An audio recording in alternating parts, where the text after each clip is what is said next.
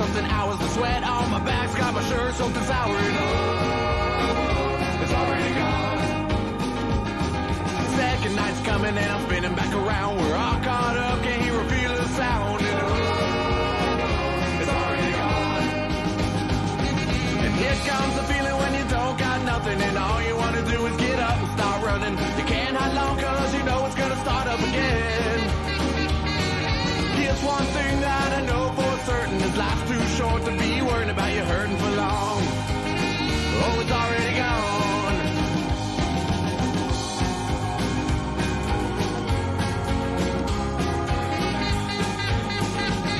Got time but money's not something that's free. Seems the roll of the dice never rolls back to me. You know, it's already gone. A bird in my hand, two cans in the other, start spinning around. Now here comes another, and oh, it's already gone. And here comes the feeling when you don't got nothing and all you want to do is get up and start running. You can't hide long cause you know it's gonna start up again. Here's one thing that I know for certain, is life's too short to be worried about you hurting for long. Oh, it's already gone.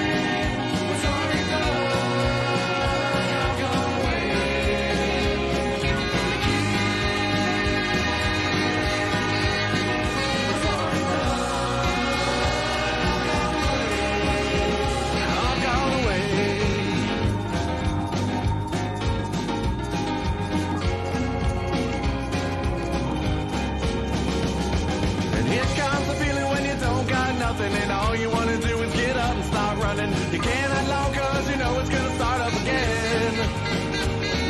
Here's one thing that I know for certain, is life's too short to be worried about you hurting for long. Oh, it's already gone. Already gone. It's already gone. Go.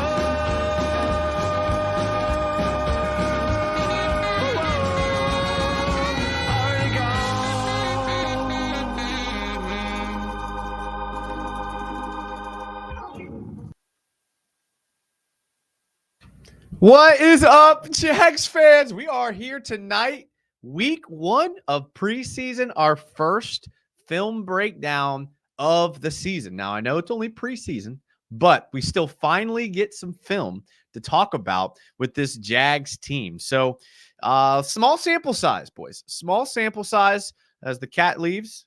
Goodbye, cat.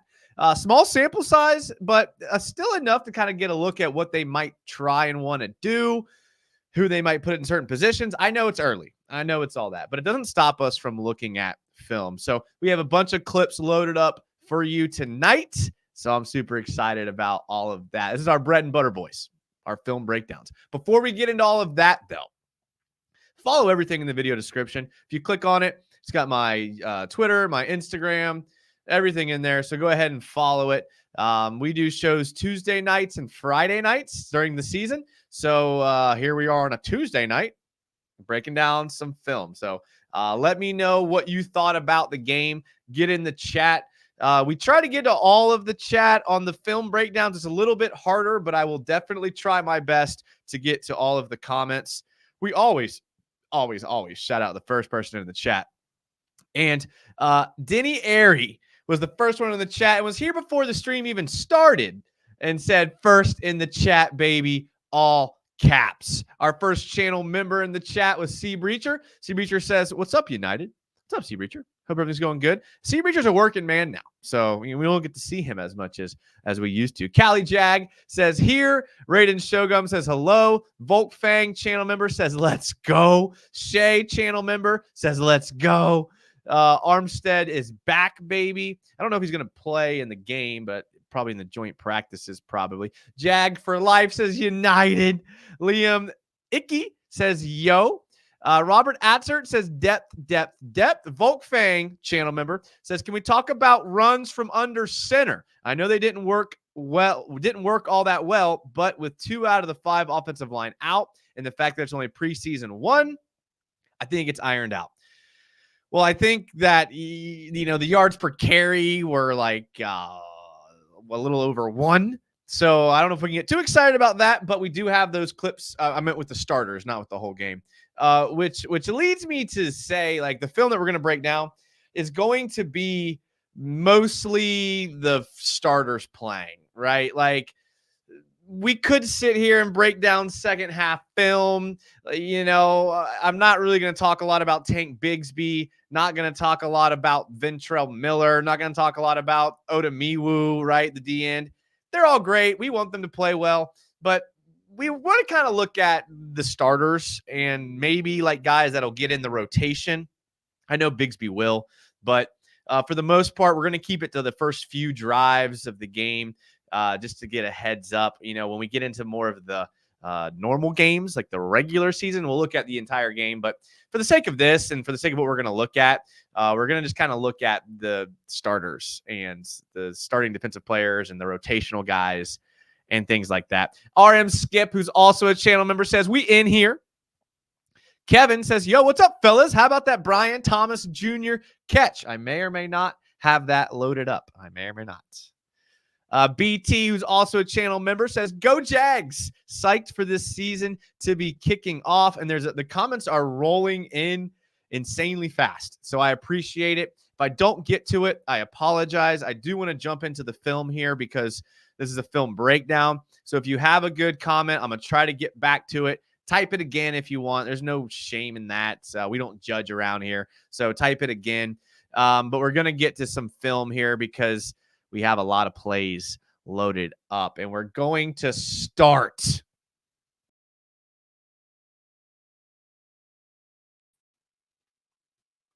Can you still hear me? Okay. We're going to start with the first drive of the game. All right. So this is the very beginning of the game. This is first play of the game for the Chiefs. We obviously got the ball second. So the Chiefs started out on offense. And it's no secret that the Chiefs kind of came out and kind of handled us a little bit. But we can at least take a look at what Nielsen might be trying to do. We know he's not going to give away everything in the preseason, but we can kind of get an idea of what's happening here. So if we take a look at the defense that we're in, what's interesting is we actually do come out in our nickel package. We have 1, 2, 3, 4, 5 defensive backs. So it's everyone kind of talking about our base package with 3 linebackers and who's going to play that Sam linebacker and who's going to play that nickel corner.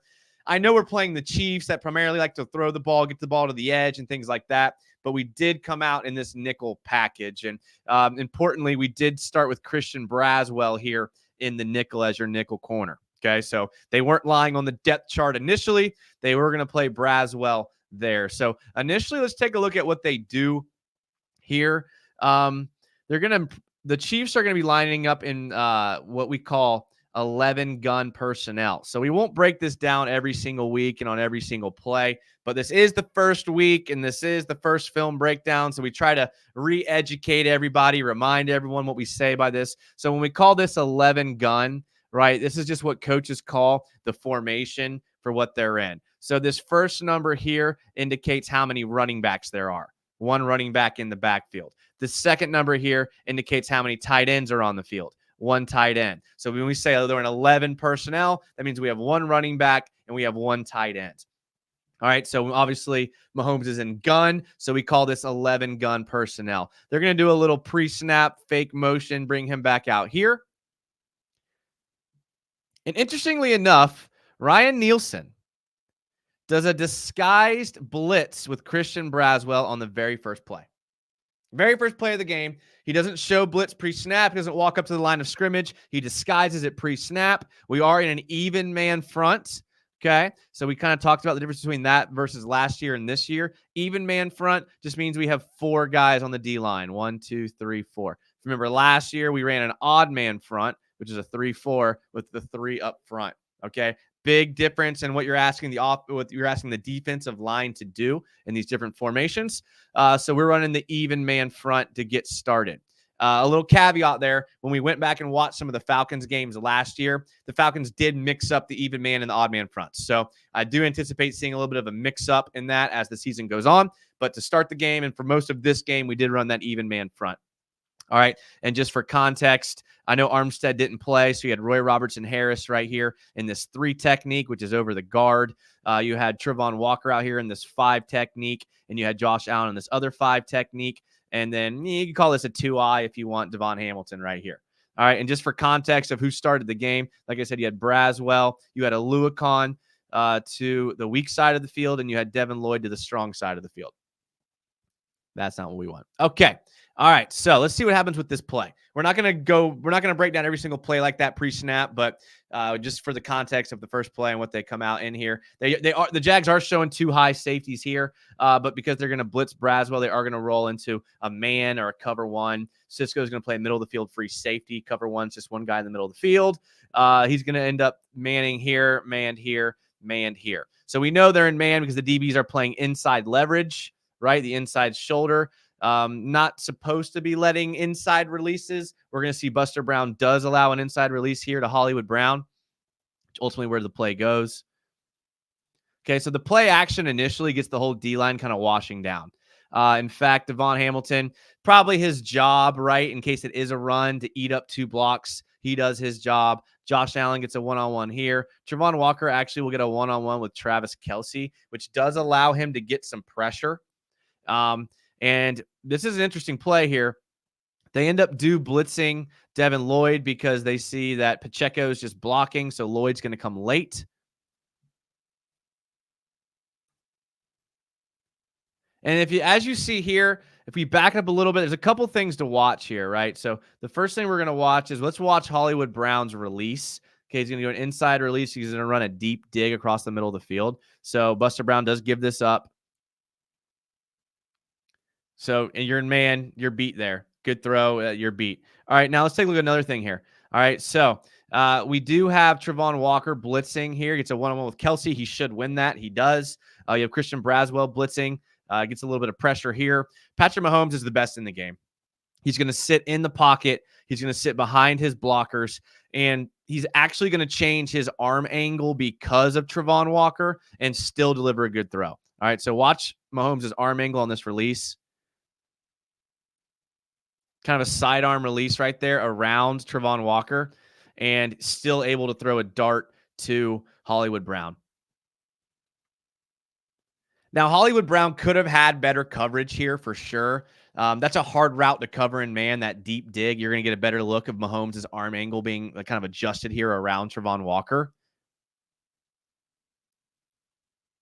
I mean, that's just a really good quarterback making a really good read and a really good throw. The Chiefs are going to do that to you. I'm not really going to get too worked up about this. Does Campbell get beat on that? I don't know. Good play, good throw. If they would have ran more of if Devin Lloyd would have dropped right here to this curl zone right here, and the safety could have dropped to a robber right here, then we could have maybe had a robber in the middle of the field, and he could have maybe been there for an interception or a pass breakup. But the Jags chose to run man coverage all the way across the board and wasn't there for it. Let's take a look here again. I mean, that's the right play right there. I mean, that's just a good pass and read. Again, not going to get too hung up on the Jags on that. Not going to blame them too much for that. All right, again, I'm really backed up on the comments. We do have UCF Jaguar in here though, who says film room. LFG. Let's go. Let's go. Mark Moon says, shout out to the bros that stayed for the off-season streams. That's right. That's right. I mean, we stream all the time. That kind of goes back to what I was kind of talking about before. We've been doing film breakdowns for a number of years, and I used to go through all the preseason clips and talk about all of that. That's why I just don't do that anymore. We're breaking down guys that end up getting cut. So we're not doing that. We're going to stay at the beginning of the game here for that. But glad UCF Jaguars in here. Glad Mark Moon's in here. Carthage says, could Abdullah actually be used this time around? Seems like we finally have a competent defensive coordinator. I actually have some clips of Yasir Abdullah. And on the depth chart, when he came out as that Sam linebacker, that's actually how they played him. And we're going to get to that here in a little bit. Crossbone says, been waiting for this. Carthage says, Mahomes is insane. Raiden says, yay, United Film Study. Hope we don't get homework. You won't get too much homework, but, you know, I am a teacher by trade. So I gotta do what I have to do sometimes. All right, let's move on to play number 2. All right, second play of the game. We literally clipped every play from this first Chiefs drive. All right, so play number 2.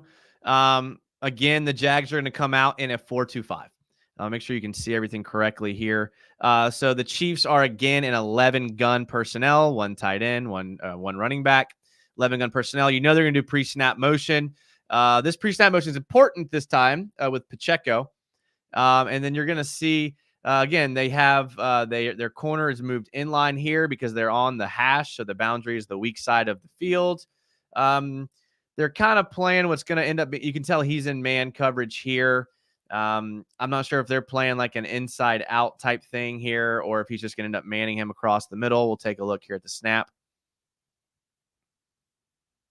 Okay. So because of the motion here by the receiver, they're actually going to change the responsibility of the safeties. So here you're going to see Antonio Johnson kind of walks down here to play the strong side, and Cisco's going to go to the middle of the field. Okay, so now the DB has help in the middle of the field. He can kind of play as an extra defender to the sideline here. Braswell gets bumped out. Quick swing pass out to Pacheco. He almost drops it. So you have Ronald Darby down here. Ronald Darby is going to be playing off man. And this is what ultimately is going to get us in trouble on this play. Again, not too much trouble. This is just a good play call to what we're in. You're going to see that this Kelsey, it's Kelsey's route, I believe. Kelsey's route is going to actually throw off the coverage and where we're at here.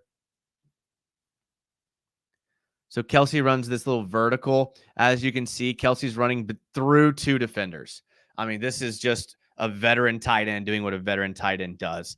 At this point, Darby's 10 yards off the ball because the original line of scrimmage is right here. You get some blocking here. Just a good Chiefs play call. Darby ultimately does push him out of bounds, but gain a 9. Okay, so not ideal there. Not an ideal way to start with 2 big first down plays from the Chiefs. Jags still getting their bearings. They're still getting together here. We'll take a look at it from the reverse angle here. You're going to see the motion. Javon Walker goes outside of this 9 technique. Pushes him out of bounds. He's got to play up closer if you are Ronald Darby in that situation. I'm waiting for the Chazon clip.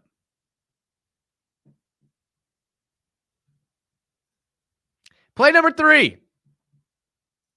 Play number 3. All right. So here we're going to see the run defense. Again, the Jags are coming out for the 3rd straight time in nickel formation. Okay. 1, 2, 3, 4, 5. So it was our 4-2-5 formation. Looks like that's what Nielsen likes at this point.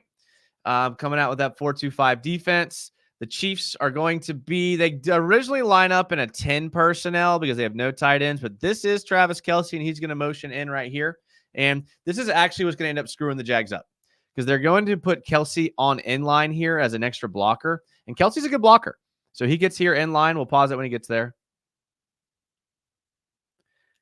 All right, so now this just becomes, because they're going to run the ball, this basically just becomes hat-on-hat football. Hat on a half football is just I got one blocker, you got one defender. You have to win somewhere at the point of attack. All right. The Chiefs are going to run an inside run here. The guard on the opposite side of the ball here is going to pull to the C gap. All right. So because of that, the linebackers should know the ball is hitting here. You still have to be patient to take a look at it. We can get a better look at the D line when we look at the reverse angle here. We'll play the play out just so you can see. I know people like that. Gets up through the ball. Big, another chunk yardage here. This concerned me at first when I first saw this play because I was like, oh, no, we still can't stop the run. Not great. When we take a look at the reverse angle here, so essentially what's going to happen is Devon Hamilton it kind of seems like they're like getting to they're stunting this way to try to collapse the pocket with two linebackers here. In theory, we should have all the gaps covered, right? We should have the A gap covered with Lloyd. We should have the B gap covered with Hamilton. We should have the C gap covered with Hines Allen. And then this is where we get in trouble. We should have the B gap covered with Roy Robertson Harris. Okay, so he should be crossing the guard's face, which is hard to do. I will give you that, especially when you're lined up outside shoulder of the guard. And then the C gap, I'm sorry, this is the A gap. The B gap should be covered by Aluakon, and then Trevon Walker should have the C gap here. He may come in and he may come out. It doesn't really matter on this play. All right, so let's take a look at what happens here. And I want to draw your attention to Roy Roberts Harris. He's going to get pushed down out of his gap, which is ultimately going to be the problem. Now Kelsey's here.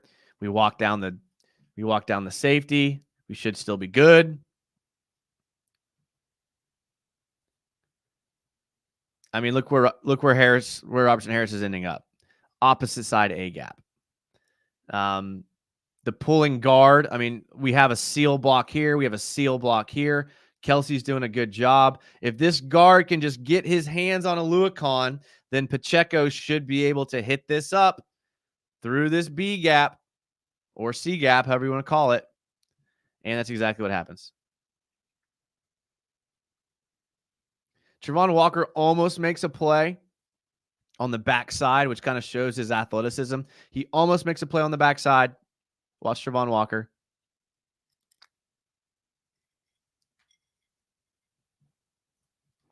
But Roy Robertson Harris has got to do a better job getting into the gap and not getting pushed down. And Devin Lloyd's got to do a better job of not getting blocked and sealed to the outside. That's really the issue here. That's what the coaches would say. I'm not saying anything the coaches wouldn't say to him. That's Devin Lloyd right here. Sorry. Devin Lloyd's got to do a better job of not getting sealed there.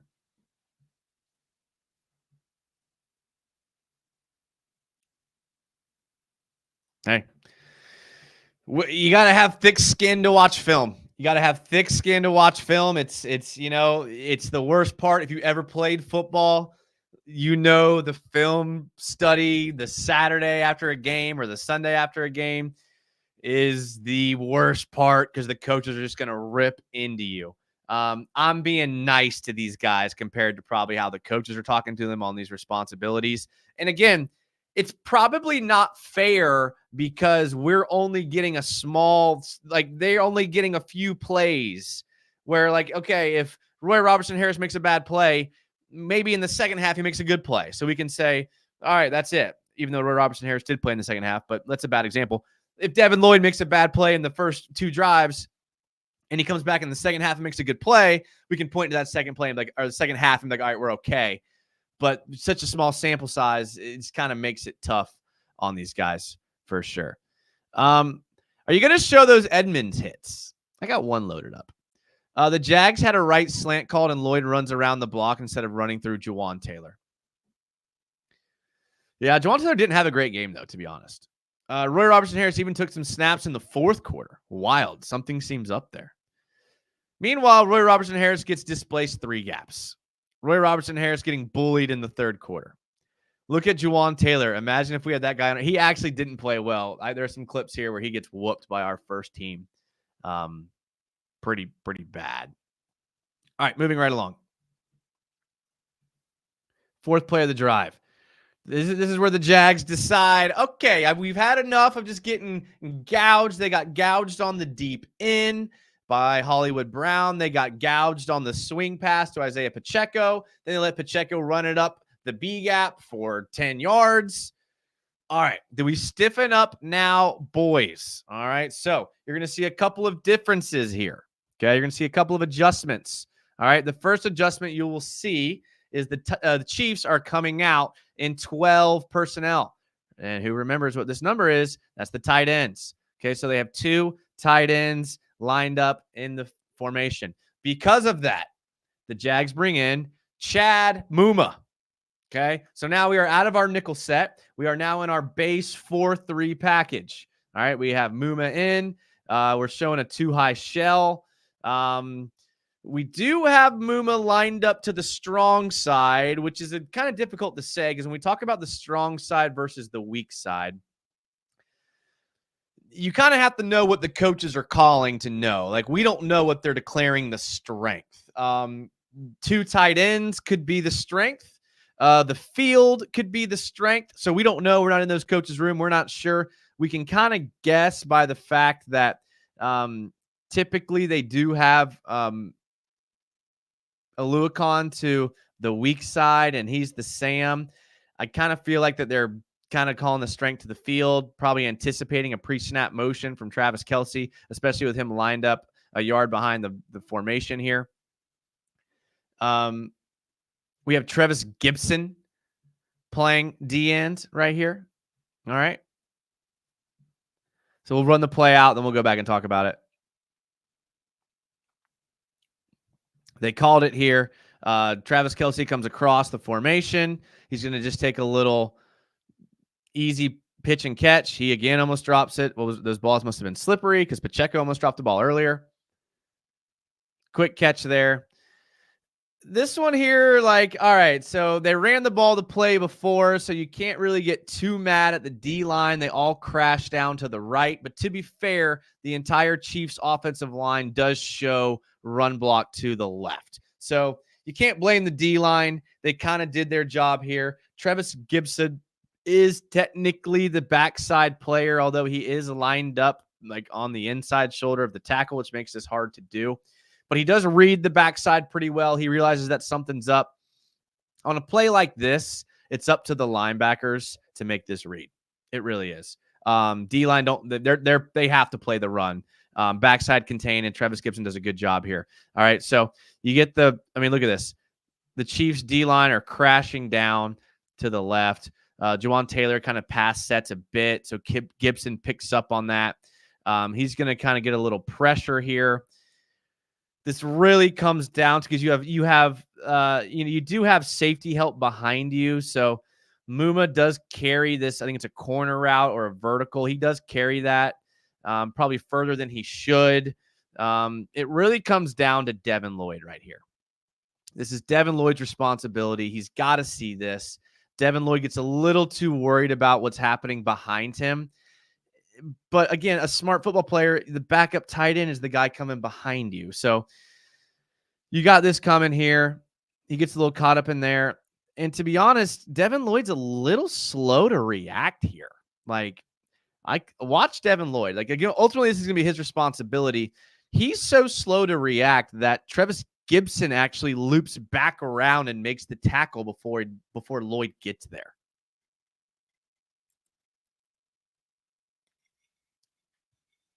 Watch it from the reverse angle here. I'd like to see a little bit more quickness and alertness and instincts out of Devin Lloyd right here. Me personally. One more time. Travis Gibson. I'll take that effort, though, all day. Take that effort all day.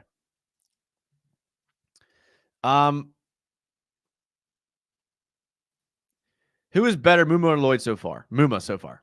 But again, I haven't evaluated training camp. I've only evaluated one game. But definitely Muma so far. And we have some good Muma clips coming up. Quarters match, guessing the field. The strength is the field. Yeah, that's what I was guessing too. Do CJ dumped on T-Law. I'm not even reading that one. Lloyd had a rough series for sure. Mason Smith had a pretty good game. Okay. All right. Let's move on. So far, the Jags defense has not looked good. But, boys, there's always play 5. Okay? There's always play 5. If play 4 doesn't go well, play 3 doesn't go well, there's always play 5. All right? And now we're going to see the Jags show a little bit of grit here. All right? So we have the Chiefs come out, and again, 2 tight end set. So you're going to see the Jags not only have their 4-man front, they're also going to walk Muma down to play a little bully ball on Travis Kelce. They're going to have the DB at the line of scrimmage. They're ready to go. They said enough is enough. We're going to play the play through here. Pacheco, no dice, buddy.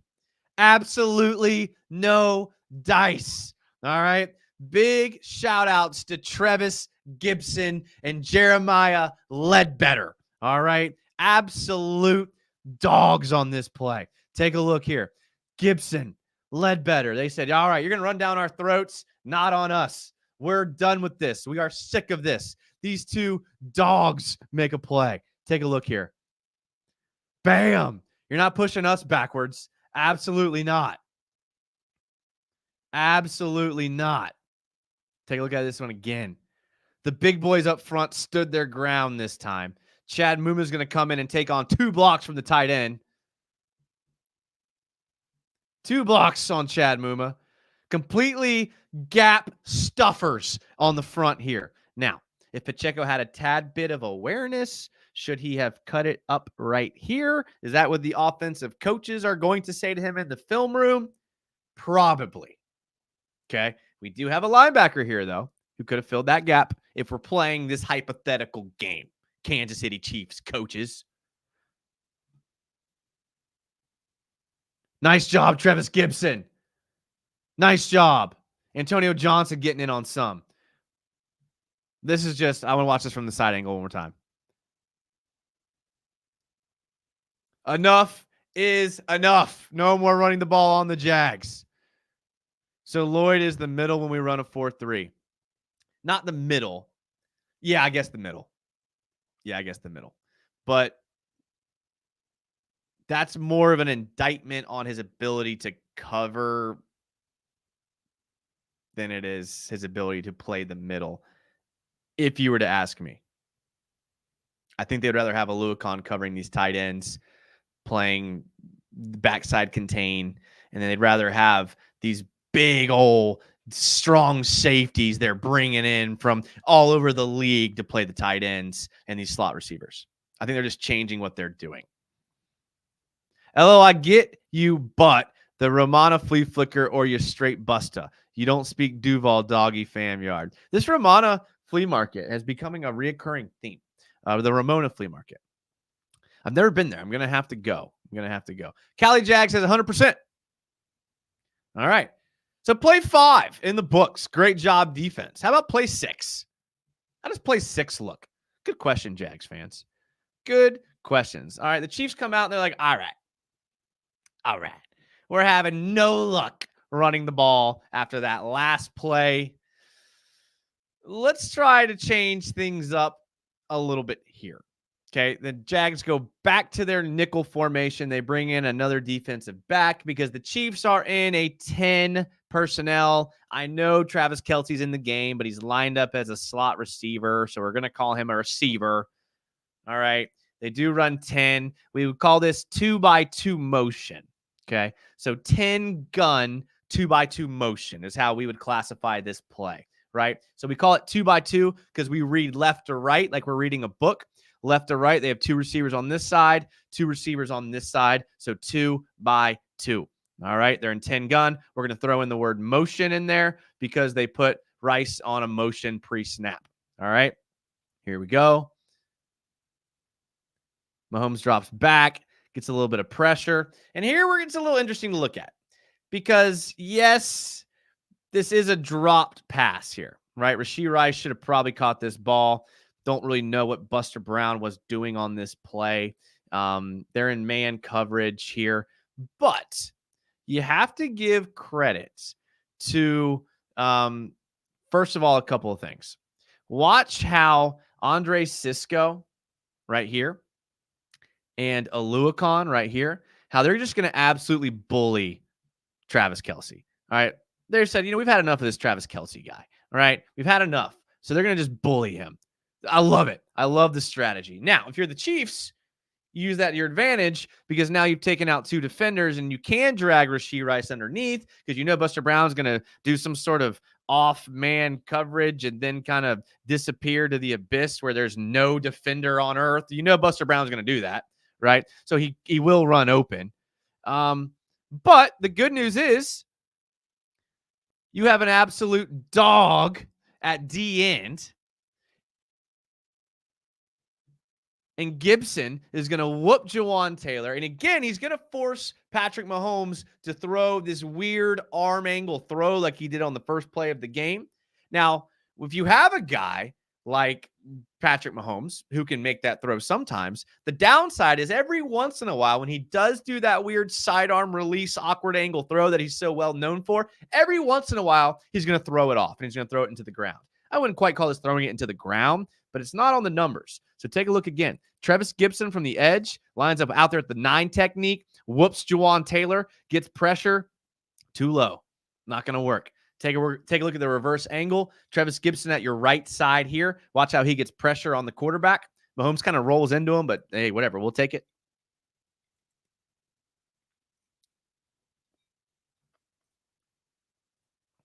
Probably should have caught it, but he didn't because it was low, and that's the game of football. That's why you play. That's why you line up every snap, and that's why you do it.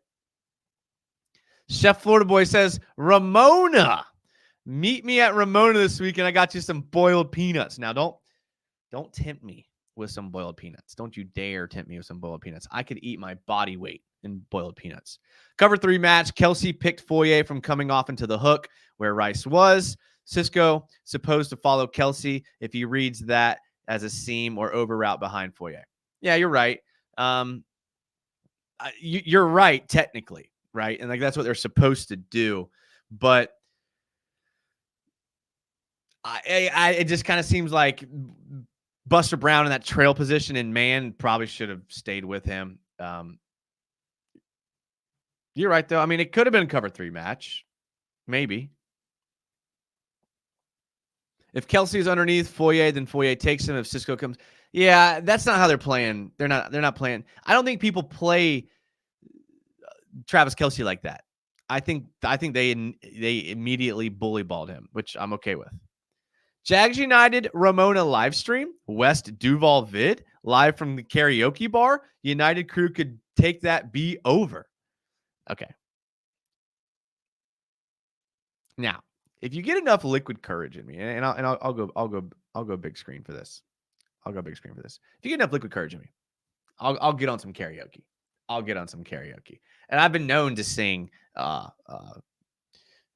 songs from Owl City Fireflies, Kansas, Carry On My Wayward Son, Rihanna, Shine Bright Like a Diamond. There's no limit to the karaoke style that you could talk me into. Just saying that right there.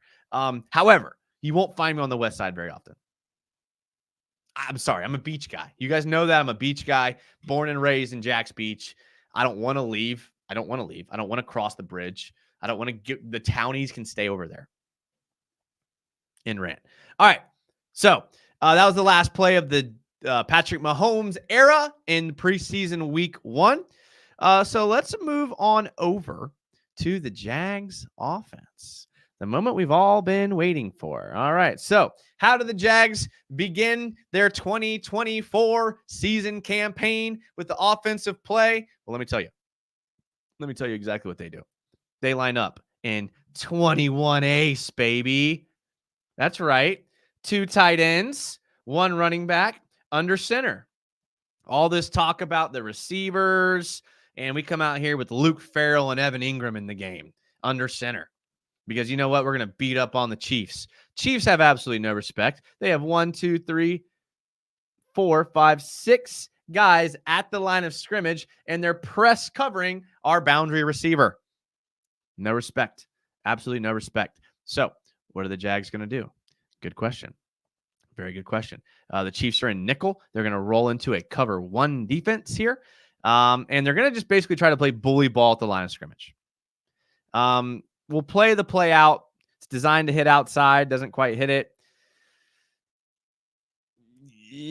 Not great. Not great. So if we back it up here, again, they try to run the ball, right? And this is, again, we're starting on the 20-yard line because Parker Washington had that great kick return. I didn't clip it. There was a good block by Tank Bigsby. I got to say, he did a pretty good job blocking on that kickoff return. I think that went very underrated, was his block, his effort block on that kick return. But Parker Washington obviously made the moves. So starting on the 20. So let's take that momentum from the kickoff. Let's take that momentum. Parker Washington, great job. Let's get down there. We have the momentum on our side. The crowd's on our side. What are we going to do? We're going to run the ball to the boundary behind 2 tight ends.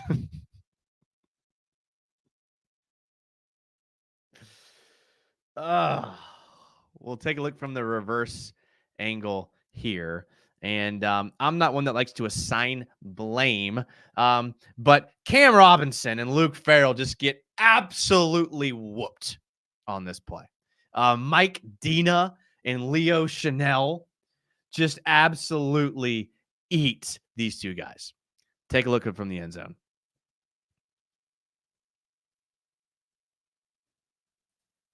You never want to this play is designed to hit the outside.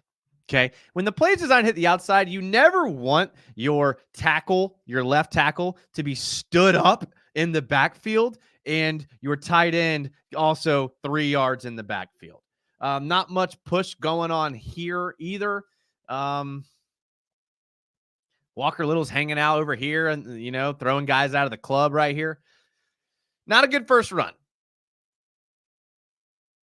Etienne's going to try to hit it back up to the middle because he's trying to save any yards. The play's designed to hit the outside.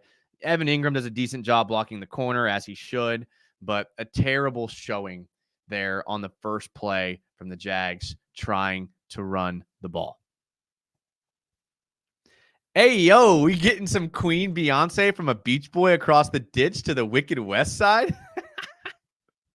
Shine bright like a diamond. What about reviewing our huge kickoff return? Yeah, I didn't. It was nothing to review. Like, I looked at it. Like, I'm not gonna lie, I looked at it like 10 times, and like we've seen it so many times on Twitter. There's nothing to review. It was a great kick return. It's a great job by Parker Washington. There was one player, like I said, outside of Parker Washington, Tank Bigsby, who was worth even looking at. That was all on Parker Washington. So I don't feel like we needed to spend. I mean, I have 17 clips loaded up. I didn't think we needed to just rewatch a highlight of Parker Washington breaking dudes' ankles. You guys know I like a good highlight, but I'm an X's and O's guy. Not much X's and O's there. That was just Parker Washington making a great play on a kick return. Jags United singing Pretty Hurts by... Nope, just shine. No, not Beyonce, just Rihanna. What's up, Jason? Watching on VOD. What's up, Brenneman? Brenneman brings up a good point. If you can't join the live show, go back and watch it on VOD. It goes up under the live tab because all we do around here is live shows. So click the live tab and you can see all of our live shows. You can watch the whole summer's worth of live shows if you wanted to. And they're all good. I'm biased, but they're all good. I know you're trying to break footy, but IB 904, we different. Lonesome. You're preaching to the choir, my boy. I grew up here. I'm born and raised. Volkfang says, always bad when the run blockers end up behind line of scrimmage. Good point. One of the Blake Hansen Morse few solid run plays. Unfortunately, Robinson failed him there. Yeah, that's a very good point, Duval Dive. Tank's kick return was more impressive one schematically. Repeatable. I'm liking Duval Dive's comments tonight. I'm not going to lie. Duval Dive knows what he's talking about.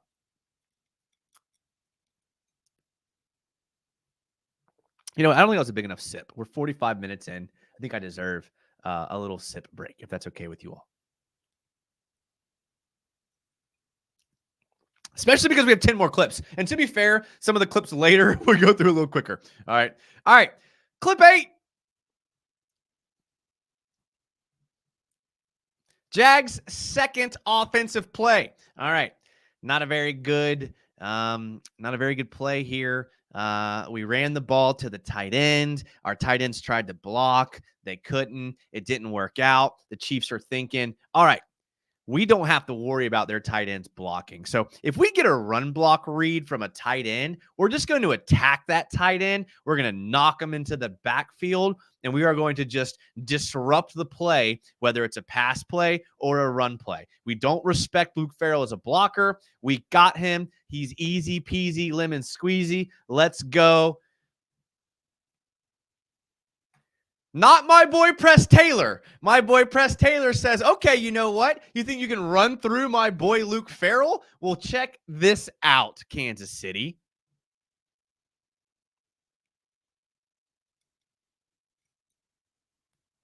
Got him. All the crap about Press Taylor being a bad play caller, give him credit where credit's due. There's the little things that go unnoticed. You just beat Luke Farrell on a play. You're coming at him aggressive. So what they do, what they teach these blitzing guys and these edge rushers and these linebackers is they teach you to attack that inside shoulder. Even if you're trying to get to a gap or even if you're trying to blitz, they teach you to attack that inside shoulder. So here you're going to see Luke Farrell does a good job of kind of selling a run block here or even just a pass block. Then he's going to leak out and be wide open. Great play call, Press Taylor, on play 2. Great play call right here. You think you got him beat? You're going to get way too aggressive upfield? Gotcha. Excellent job. This is an easy play for the offense. This is the easiest play for the offense. The only issue with this play would be the defense sniffs it out, and Luke Farrell isn't that hard to cover in space. But if you can sell the run block effectively, and then you can get out in space, watch what Luke Farrell does right here. I mean, this is Trevor's read the entire way. The play action happens all the way. A little Jordan throw. Got him. Give him credit where credit's due. Tank's kick return was, oh yeah, I already read that one already. Shout out to Orange Park, Middleburg. Brian Thomas Jr. is moving here. I know. I wish he would have picked up the block, though. I wish he would have picked up the block on the guy that makes the tackle. He's behind him, I know. But what Brian Thomas Jr. doesn't realize is that this guy is slow. So, yeah, that's the only issue there. But yeah, I mean, he could have thrown there too. This is a good play. I'll take this. Would be great play for 5-yard or goal line. It's a lonesome. It's a great play for after your tight end blows a run block. That's what it's a great play for. All right, moving right along to play 9. All right, in play 9 here, we are in 11 ace. Okay, so we have one tight end. Yeah, technically it's a tight end. Does he motion in? I don't know why I would label this 11 ace like this. I normally don't do that. So I normally don't do this, but technically you do have a tight end here. You do have one running back, so you could call this 11 depending on the coaching scheme, what you're doing. For me, I would call a guy like Evan Ingram and Travis Kelce for that worth. If they're lined up out here, I'm calling him a receiver. So I'm calling this 10 personnel. I don't know why my notes say 11. And then again, we read left to right. We're going to learn together. This is it. We're all in the coach's room together, left to right. So we have one receiver here, 3 receivers here. So we call this 10 gun 1x3. All right. We would just call this 1x3 because it's not tight and it's just a normal kind of trips out to the right.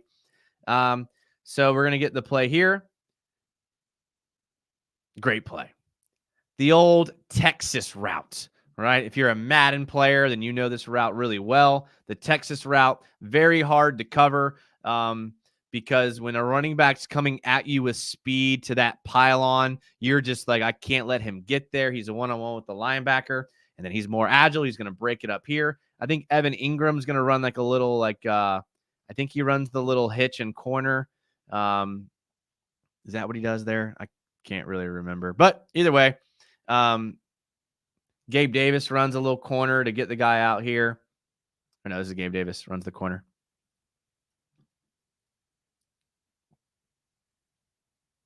And Gabe Davis does a good job with this release here. So again, he's going to do an inside release. He's going to get inside the linebacker and then run the corner. And so this is like the subtle route running that a lot of people don't understand, which actually makes a good receiver better than he is on his stats. Because of this release at the line of scrimmage, he kind of traps this linebacker.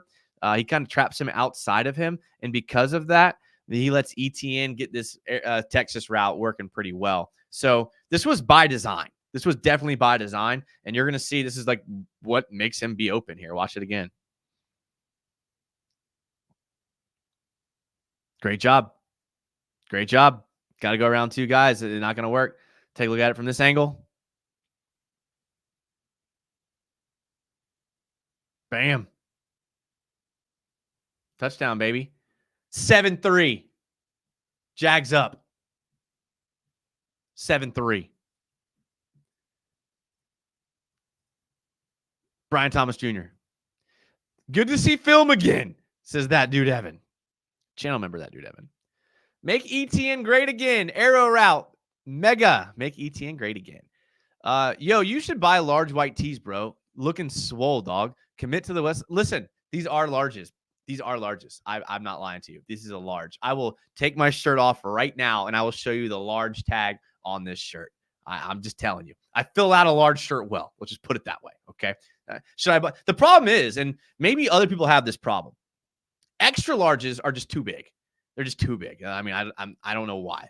Larges, they fit the first like 3 times I wear them, then I put them through the wash. And I even try to not dry them. I try to like air dry them, and like they still shrink. So the problem is like I'm between a large and an extra large. I wish they made a size like a bantam large, right? That's between large and extra large. That's what they need. But they don't. So I'm stuck to pick between a shirt that looks too big or a shirt that looks a little too small. I'm a little vain. So you know how that goes. The Texas angle route. Yeah. I knew what you meant when you said arrow. Gray wipe beard. I don't even know what that means. I have this problem. Large makes my muscles pop too much. I'm pretty sure Sea Breacher wears like the shirt, like he has the body type that's like a pencil body type, like you know it, like it's long and skinny, right? So maybe if they made a pencil size for you, Sea Breacher, maybe you could buy that. Jaggers United, maybe other people have this problem. I'm just too swole for you. I'm not saying I'm too swole. Okay. I'm just saying my body type is between a large and an extra large. And I have to pick between a shirt that's too big or a shirt that's too small. And I'm going to pick the shirt that's too small. I'm sorry. I don't want this draping fabric over me everywhere I go. So I live in Florida. The heat index was 105 today. I'm not going to be sweating my balls off in a shirt that's drowning me like a blanket. Forgive me. Sunrise is dope, but it ain't no board city. Oh, Sunrise is... I'm pretty much all my clothes come from Sunrise. Maybe that's why they all shrink. Too small. All right, let's move on to some more plays here. All right. Play 10.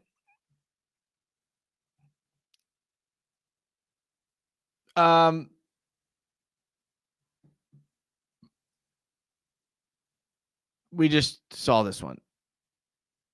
Play 11. All right, we're back on defense. The Chiefs have now in their second unit. The Jags have a mix of their first unit and their second unit.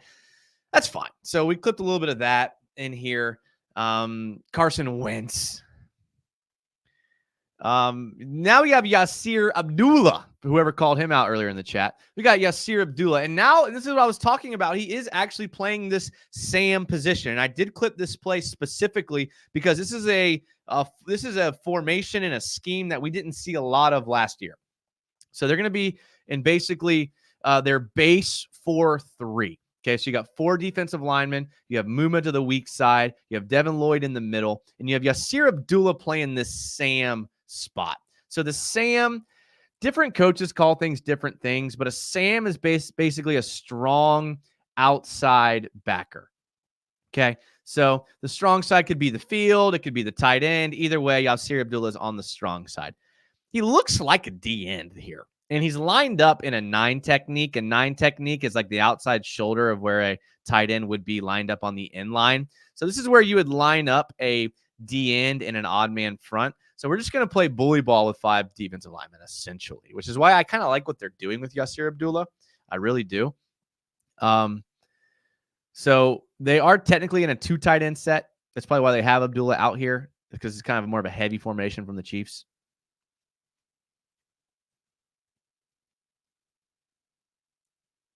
Great pressure, and Abdullah with the sack.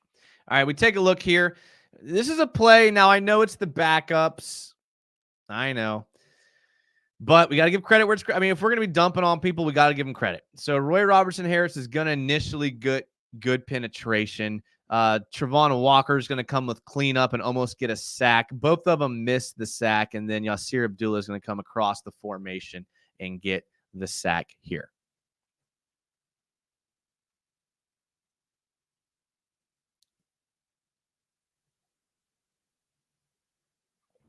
We'll take it. We'll take it. Absolutely, we'll take it. All right, play 12.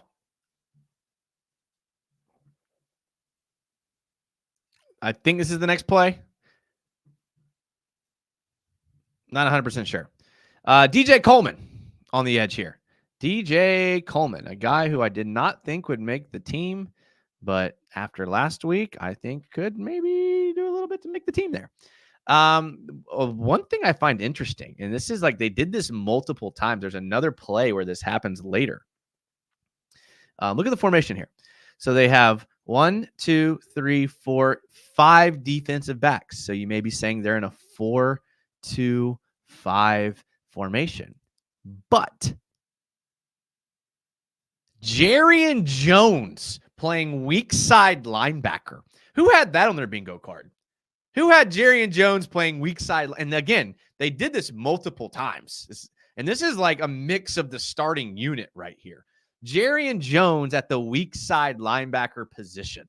So this is technically a dime, depending on your coach and what you are doing here. So let's take a look here.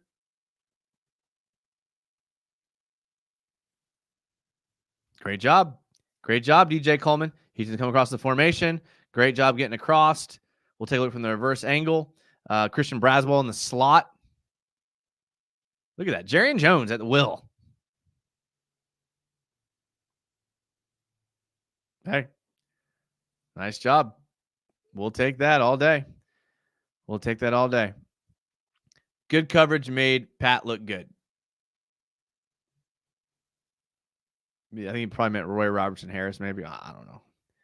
But, hey, interesting that they had Jarrian Jones at that spot. Play 13. All right. We've moved on past the Jags on defense. And here we have, I think this is still the Jags starting offense here. Is that Beathard or Trevor? That's Trevor. All right, so Trevor's back in. This is the Gabe Davis deep dig.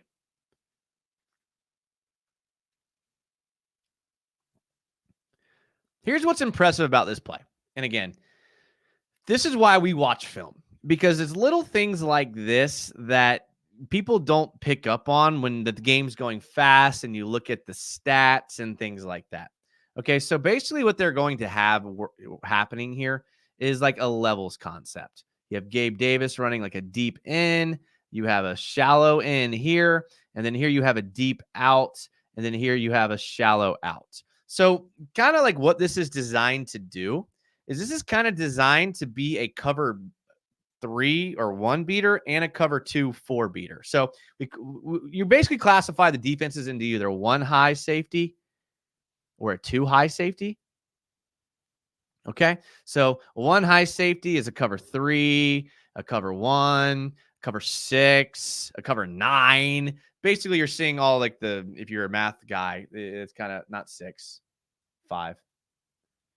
Cover 5 and cover 9 are pretty rare. They're basically like backside cover 2s and inversions between the safety coming down and the corner playing back, little things like that. A 2 high look basically is a cover 2, a cover 4. Cover 6 is rare. Cover 8. I like cover 8 a lot, actually. I like cover 6. Cover 6 is probably my favorite. This is a little side tangent. Cover 6 is probably my favorite. Cover 6 is where basically you run like quarters on one half of the field. So he would play quarters, and then he plays deep halves, and then he plays a flat half. Then you have sink, sink, sink. It's probably my favorite coverage to run. And again, you could flip this if you wanted to. They probably will flip this. Actually, they'll play the cover 2 to the cover 1 to the field, and then they'll play the quarters to the strength like this. That's a side rant. But why I said all of that was because this initial route concept, this is designed to beat both types of defenses. Okay. If they're in a too high look, then this right side will have guys in the middle of the field, which is what's weak against a cover 2. If they're in a cover 1, if he rolls down and he rolls back, then you have this little smash concept to make this corner pick between taking shallow or taking deep. So if you notice Trevor Lawrence, he actually is expecting because look how they're staggered here. He's actually expecting him to roll down into a cover 1 and him to roll back. And what happens here is when Trevor Lawrence sees this linebacker drop here and sees him drop here, he knows that now Kansas City is not in a cover 1 high look. They're actually rolling into a cover. They're staying in a cover 2. And because they're in a cover 2, he knows that his backside route, this backside dig to Gabe Davis, should be wide open. And so watch Trevor Lawrence's progression here.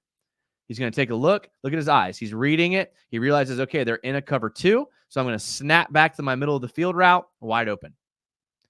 That's the kind of stuff that like you don't see on stats, but like when you watch football, you're like, okay, this guy's special, because a lot of quarterbacks can't do that. So that's a massive play. That's a good play call. It's a good job by the offense. It's a good job by Trevor Lawrence. Good job of Gabe Davis being where he's supposed to be. All in all, great job there. We'll take a look at the reverse angle here. You probably see Trevor Lawrence's read a little bit better here.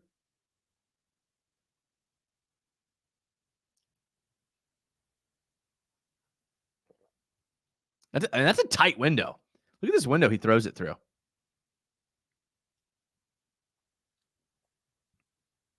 And the crazy thing is, if you do go back to look at this angle here, that front side smash concept, right? I'm calling it a smash concept because Ingram kind of works out to the sideline, and then Brian Thomas Jr. runs this corner.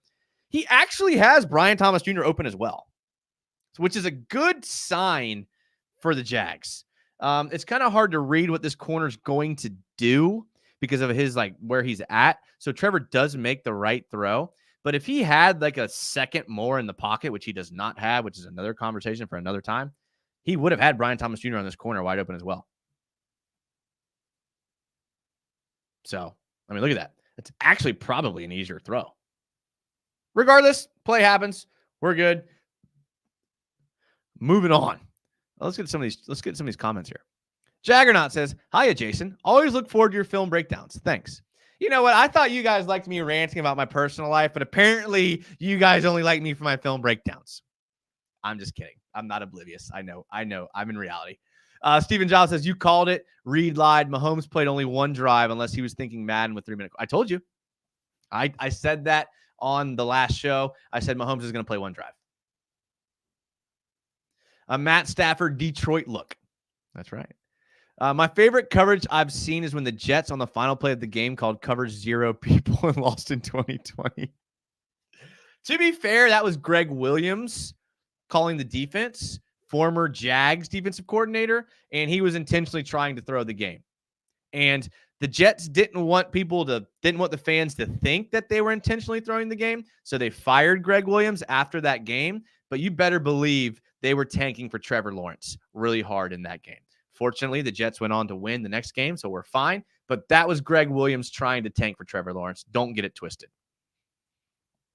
Long John Silver 85 channel member says, yo, been a while since I've been able to make a live. Well, I appreciate it, Long John Silver, because you are still a channel member. So I appreciate that, man. Thanks. That means you must really like it around here. I appreciate it. Thoughts on Brett James calling it quits with me and Brett. So here's what's funny, dude.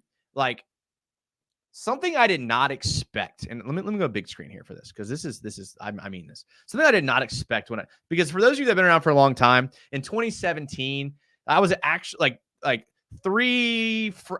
one of them's a good friend. The other two I didn't really know that well. Three guys I know started a podcast. They called it Another Jags Podcast.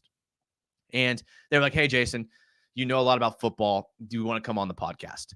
And I was like, "I love the Jags." I wasn't even in the realm of doing this in 2017. Wasn't even in the realm. Like, not even close to even thinking about it. They're like, "Hey, do you want to be on a podcast?" And I was like, "Freak yeah, dude. I'll talk. You guys know me. I freaking love to talk." So yeah, I'll jump on the podcast. So I'm on the podcast, and like the comments start rolling in, and like people, I'm a humble guy. I could tell people kind of preferred me to talk. I'm not an idiot, right? They would kind of like, it kind of turned into them bashing the other three guys like pretty bad, and then being like, Jason. And so I was like, oh man, I didn't want to do them wrong, because they're the ones that kind of started the podcast. But then like one by one, they all quit. So one dude quit, the second dude quit, and then it was just me and Joey. You guys may remember Joey. Joey's a real one. It was just me and Joey doing shows. We had the tank top Tuesdays or whatever it was. We wear tank tops. It was a good time. And then finally Joey was like, dude, I can't, I just can't do this anymore, whatever. And I was like, and I was kind of bummed, because I was like, dude, I freaking love talking Jags. But throughout that time, especially when it was just Joey and me, UCF Jaguar had reached out and had got me on his channel a few times. He had heard the podcast. He had saw me on Twitter and things like that. And so I'd been on UCF Jaguar's channel a few times. And then so I became kind of good friends with UCF Jaguar. And so we were like texting, and he's like, dude, you just need to start your own YouTube channel. So UCF Jaguar actually was the one that like told me that I should do this. And so I was like, all right, dude, I'll give it a shot. Started doing that in 2020. What I didn't expect was like how awesome the Jags YouTube community was. Like, everyone that started a YouTube channel from the Jags, it wasn't like it was competition and we were competing for views. It was like, oh, dude, we all like love the same thing. So like we all kind of became friends. We have like that, we do Club Jaguar on Wednesdays with me, Jordan DeLugo, and UCF Jaguar. I've had Jordan DeLugo on my channel in the past before. We have text threads with a lot of these guys, and Brett James is another one. To me and Brett James like text like we're friends. Like, he doesn't even live here anymore. When he comes in town, he texts me, and like I didn't expect to like become friends with these guys. So I think what hurts me more than like him not putting out content anymore is like he's a good guy.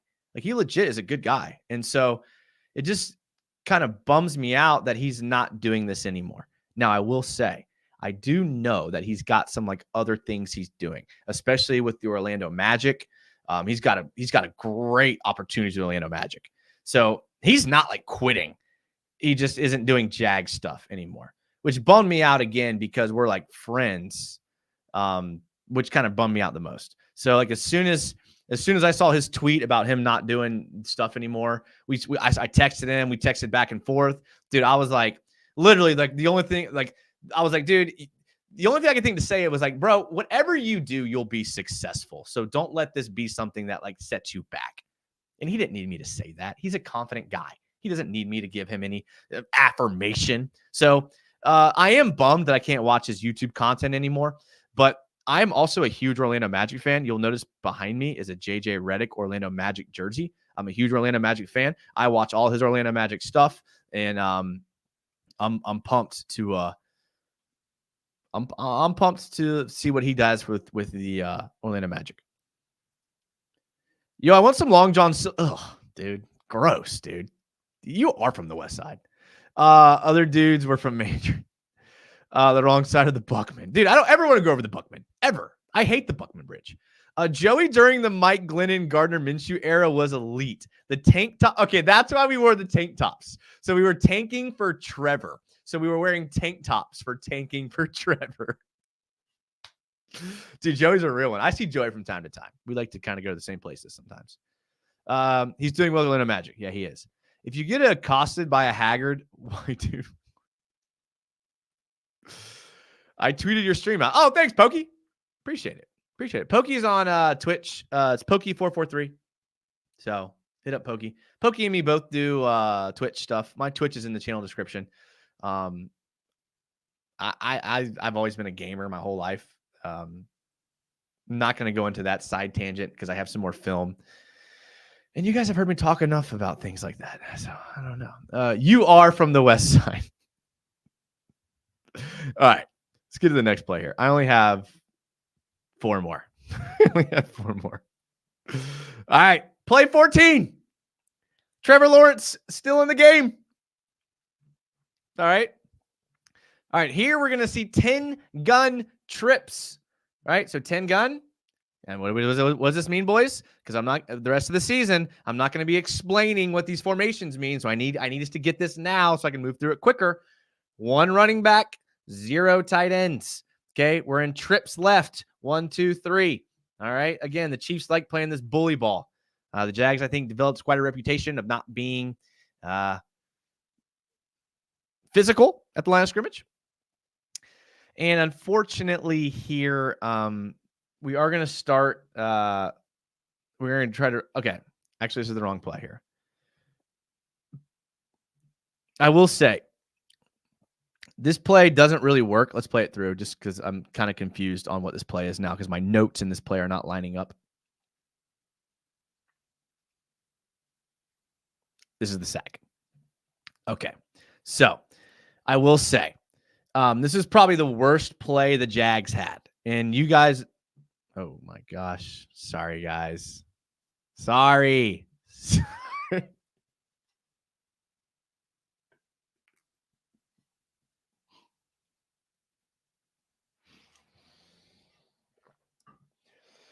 My bad, dude. My bad. All right. 10 gun, 1 running back, 0 tight ends, trips to the left, 1, 2, 3. All right, this is the worst play that the Jags had all day. All right, so I'm going to play it through, then I'm going to play it back and see if y'all notice something here.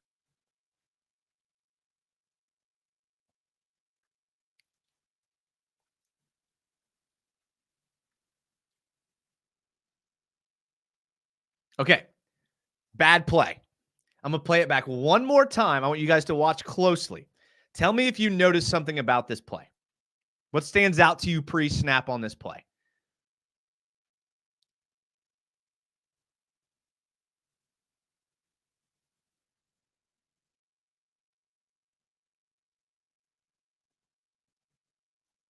Did y'all catch it? Did y'all catch it?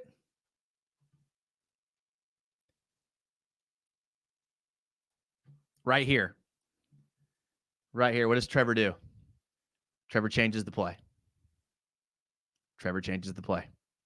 They had a play called. They motioned ETN back to the line of scrimmage. Linebacker came.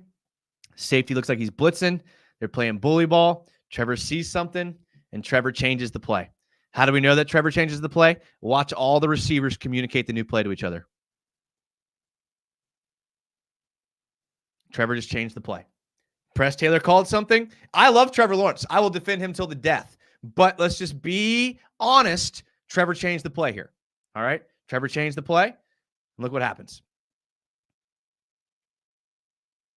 Nobody open. Can't protect. Sack. We did see multiple times. You'll see it here again. We saw multiple times last year when the Jags would change the play and Trevor would change the play and the play would not work. And the Jags were good about not throwing Trevor under the bus. And it was until you kind of watched the film that you saw some of those bad plays, the quarterback sneak that he would change, plays like that. Again, I have full faith in Trevor being able to do this type of thing. And I love this comment here. Trevor being human. Trevor's human.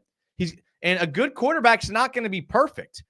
But the only reason why I bring this up is because I think sometimes we're a little quick to blame the wrong people.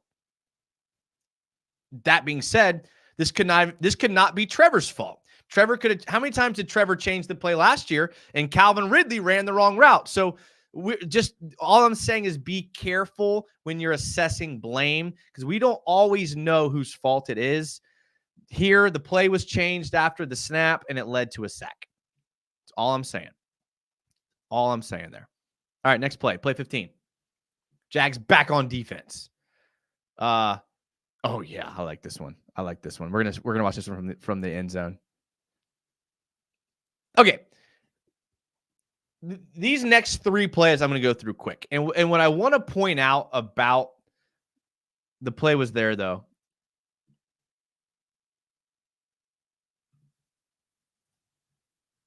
I didn't see this. I'm not saying you're wrong. I just didn't see it. Trevor had Ingram and Kirk open. Okay, let's see. I didn't see it. Not saying you're wrong.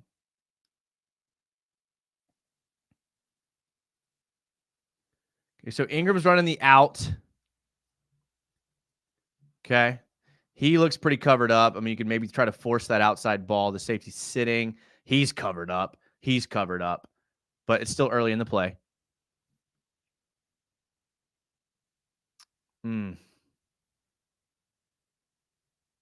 Okay, so I'll give you Ingram here. And if we look at Trevor, he's kind of getting to where he's getting in trouble here. Okay. He's kind of getting it. He does have a pocket. I think when I went back and watched this play, I think it was ETN that missed his block.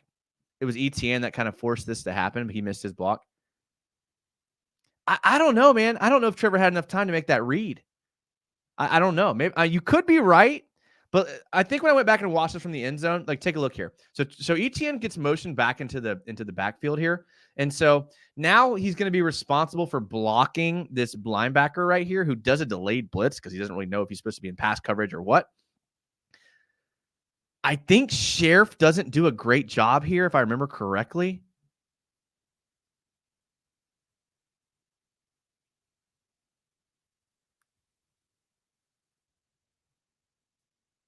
So he's got the pocket. He's still not open. We saw that. Okay, so that is where he's starting to get open. He could have maybe ripped it and led Ingram, so I'll give you that maybe. But he's so skittish about fumbling in the pocket. And again, ETN's got to do a better job blocking there.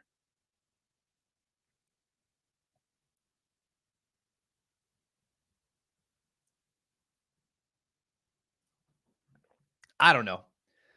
I don't know if it was there, but I'm not going to say. I don't know.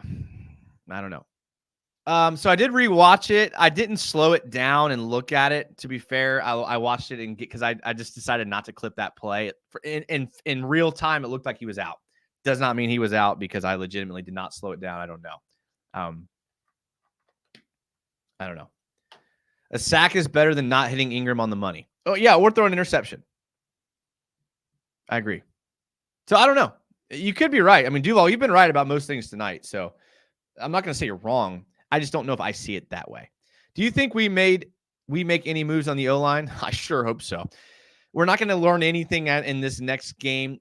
What's going to happen is in the joint training and the joint practices, the coaches will learn more than we will in the game. So we're not going to be able to, clipping the film next week is going to be horrible. We're going to do it, but it's going to be horrible. The coaches will learn more in the joint practices than we will in the preseason game. So if you do see a move on the offensive line, it's because they didn't look good in the joint practices. All right, moving on. Wait. It's not the play I wanted.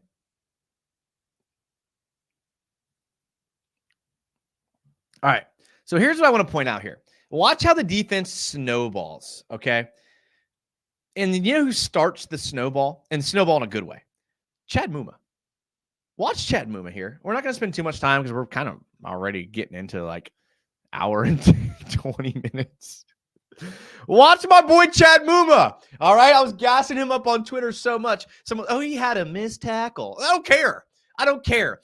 Watch these 3 plays in a row. Okay. And I know it's the backups. I don't care. Watch these 3 plays in a row from Chad Muma. All right. We're going to watch it here. And then I'm going to flip it to the end zone cam and then tell me that Chad Muma is not an absolute dog. Okay. All right. Motion's out here. We got a wide 9 out here. I'd love to see that. Motion's back in. Watch this from the end zone. Watch this from the end zone right here. Okay. I legitimately, after one game of preseason, okay, after only seeing one game, let's wait for him to motion back inside. After one game of preseason, I think Muma might work his way onto the field more than we think. Watch my boy right here. Watch my boy right here. Watch him. Just watch him. Scoop. Bam. Let's watch it again. Scoop. Boom. One more time. One more time. Scoop. Not going that way. Let's go. Let's freaking go, Chad Muma. All right. Oh, that's only one play. Everyone gets lucky every once in a while. Very next play.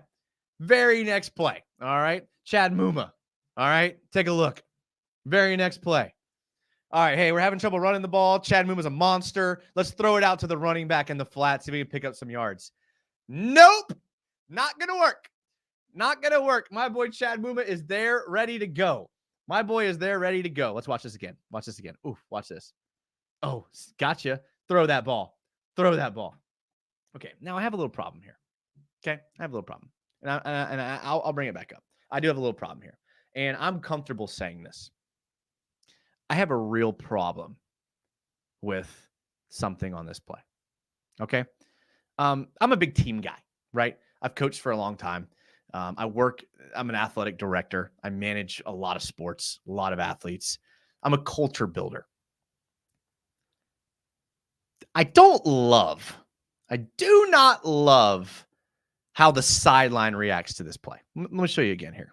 Okay. Chad Muma, not only did he about to make a great play, he's coming off of making a great play.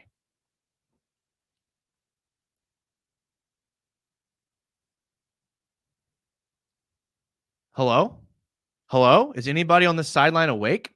Hello? Your teammate just made 2 great plays in a row? Hello? Is anyone awake over there? Hello, Jacksonville? Is anyone awake over there? You know, I will give credit to 2 people. Andre Cisco and Caleb freaking Johnson are the only 2 people that show any type of excitement right here. Okay? All right, so we have Andre Cisco, who walking from far away, and you'll see in your screen here in a second, Caleb Johnson showing a little bit of energy. Okay. All right. What are we doing here? Where's the veteran leadership? Your boy just made where's the coaches? Hello? Defensive coaches? Hello? Can we get a little bit of energy? Our defense was lackluster last year. Your linebacker, who's a fringe starter, just made 2 back-to-back great plays. Can we get a little bit of energy from the sideline? Now, maybe I'm nitpicking here a bit, but if I'm a coach or if I'm a player and my boy's on the field fighting for a starting spot, you better freaking believe I'm out there picking him up, throwing him back down on the ground, doing something. I'm not going to stay there and be like, well, it's preseason. Flabbergasted. I'm absolutely flabbergasted by that energy. I just am. And that's a side tangent. Not going to get into that. If I'm in the film room, that's the type of thing that I look at. That's the type of thing that, I know. Shay brings up, yeah. That's coming up. All right. So Muma makes a great play, tackle for loss, getting into the backfield, making a tackle on the running back. Then he makes a tackle on a screen pass. It's first down. That's second down. Here comes third down. This is what I'm talking about, snowball. This is how important snowballing is when you're a defense. All right. The very next play. Take a look at what happens. Yeah, change the play. Or just point out the mic, whatever you're doing. Bam! Forced fumble. Yeah, it gets called back. Terrell Edmonds, let's go. That's why you snowball on defense. Muma, Terrell Edmonds, let's go. That's what we do. That's what a defense is all about. Okay? You get the energy going. You snowball. You get the throw across the middle of the field. Edmonds says, how's that feel in the sternum? How does that feel? Forced fumble. Bad call. Should have been a fumble. That's how important it is. That's why energy is important on the sideline. That's why defense playing as a unit is important as the sideline. That's why those things are important. That's first, second, and third down of the defense absolutely shutting down the Chiefs. I don't care if they're backups. These are our backups. Show me some energy, Jags sideline. Cisco. Caleb Johnson, my guy, beast in coverage. I love the Muma energy. Hey, I think I usually pick a guy every year. It's been Kalevon the last few years. It's not a curse, I swear. I think Muma's gonna be the guy this year. I think Muma's gonna be the guy. The sideline. Okay, we're about to. That's the next play. Carson Shack. Oh man, Carson Shack. Carson Shack had a long day today, man. Oof, he worked real hard today, man. Oof. I'm surprised he's still awake with all the work he put in today. Pretty impressive. Bro, I can't believe I'm this late. B Holly, it's okay. It's okay. This is a longer show. Go back and watch it on VOD. It's gonna go up because they all go up. And based on the amount of viewers in this show, I'm guessing it's gonna be one of the more popular videos. No one wants to watch the Jags in the offseason. I don't blame you. I don't blame you at all. John Tom says, what O-line free agents are still available? Would you be interested in? I just don't see our O-line protecting Trevor, also affecting the run game. I had a show about potential. You'll have to go back and watch it. It's like 3 shows ago, maybe 4 shows ago, where I had potential targets either before training camp or free agency. And I had a few O linemen on there. I can't remember who they are now. There's a few guys, though, whose contract's expiring. The team might want to get rid of. Similarly to Ezra Cleveland last year. There's guys out there. And Mitch Morse did not look great. I'd hate to say it. And again, extremely small sample size. And unfortunately, we won't get any more sample size until the regular season, probably. But I was the one banging the drum for them to draft offensive linemen, like hard in the draft.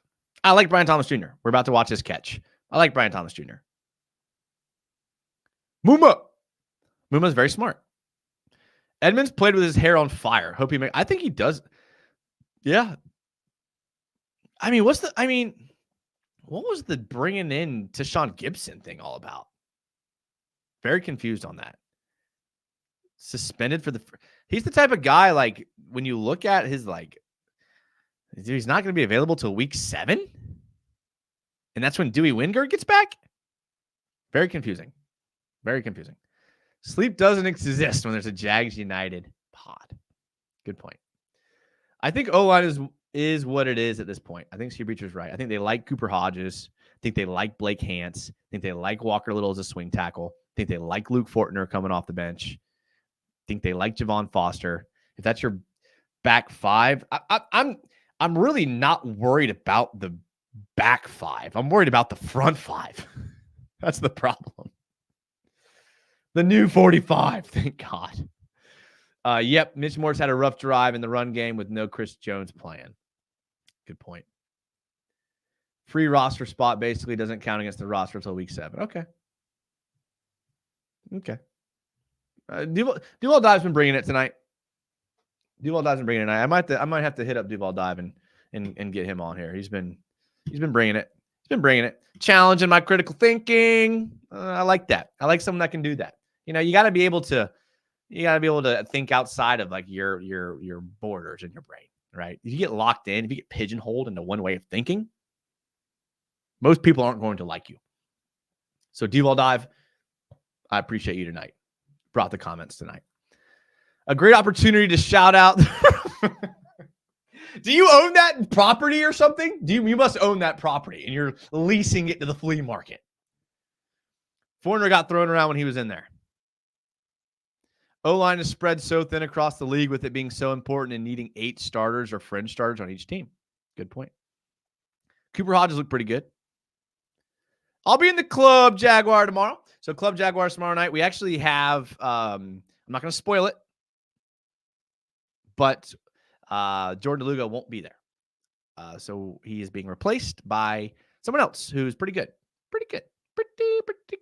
So make sure you're in there tomorrow night, 8:30, UCF Jaguars channel. Every Wednesday night, we do Club Jaguar. Should be pretty good. It's always pretty good. Oh, I will say last episode, I don't know. Last episode, I wasn't feeling it, dude. I don't know what the problem was.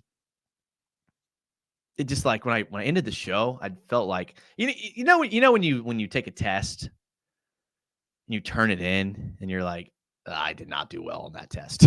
We've all been there, right? That's kind of how I felt ending the show last week. I didn't do well. And maybe I just have high standards for myself. Upside down face. Hey, don't spoil it. Don't spoil it. Duval dive. I know Duval. Duval dive. I know. But we're trying to keep it a secret. Trevon's tackling. No, it's not. I disagree, Loyalty. He had the missed tackle on the sack, which you could point to. He had some near tackles on the in line coming back on the run. Yeah, but like again, PFF puts in like we watched a play where he like shouldn't have been in the play at all, got his hand on the running back's jersey from like 8 feet away and almost made a tackle.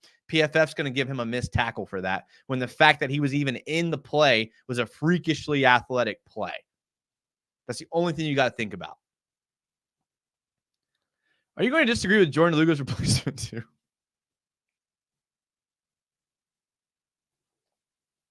I speak my mind, okay? You guys know me. I don't freaking cut any punches. That would be a disservice to not only you all, but to myself to sit there. I will say, okay. We're an hour 30 in. I don't care. Hey, and I'll tease the Brian Thomas Jr. catch. Haven't shared that yet. I was in the gym yesterday, working out. That's what I do because I wear mediums. I forgot my AirPods.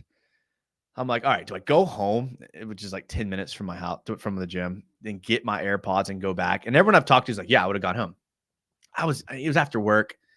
I was like, you know what? I'm going to raw dog this workout. I'm going to go no headphones. And like, I'm sitting there doing an exercise. And these two young guys are sitting there talking about the Jags. And like everything they were saying, I agree with. They were saying good points. But what was killing me was they couldn't remember anyone's name.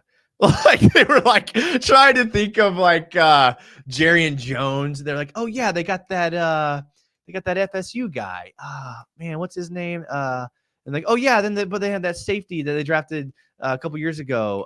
And I was just sitting there like, oh, like I just want to jump into your conversation and like fill in the blanks, but I didn't do it. And I took a lot of self-control. It's hard for me to do that. If you're someone that I don't know and I'm not talking to about the Jags, I'm not going to do that. If I'm on a YouTube show with you, it would be a disservice to sit there and hold my opinions to myself. Who surprised you the most in the game? Terrell Edmonds, Chad Muma. Who is that DN that we have shown zero film about? I wrote his name down. Odamiwu. Odamiwu looked pretty good. Near tackles. This show's getting me hyped for the season. Going to watch the game on replay with some of your insights in mind. Nice, Jaggernaut. UCF Jaguar has me muted on his chat. In hindsight, I get it. He's an Orlando boy. To be fair,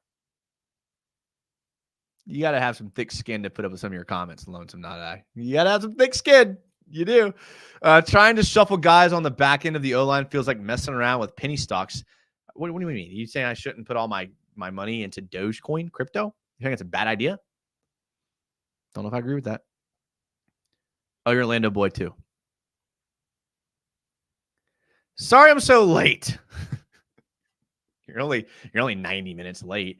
I never got the notification, but that was a great game all around, starters and backups included. So Brett Zimmerman brings up a good point. Maybe you don't get a notification. Here's the good news. It's every Tuesday and Friday at 9 p.m. So you can set a calendar. You can set an alarm. You can set an alert. You can download a third-party app that you pay $5 for that is a calendar called BusyCal, which I use at work. Raw Dog. Planet Fitness. Brother, my brother in Christ, you will never catch me at a Planet Fitness, ever. What do you feel is the missing piece we need to win the division? I think the easy answer is like staying healthy. That's the easy answer. I've been pretty vocal about I have major concerns about our offensive line. Our showing in this preseason game, running the ball between the tackles, didn't do anything to make me feel any better. But I think Seabreacher said it earlier in a comment. I think at this point it is what it is.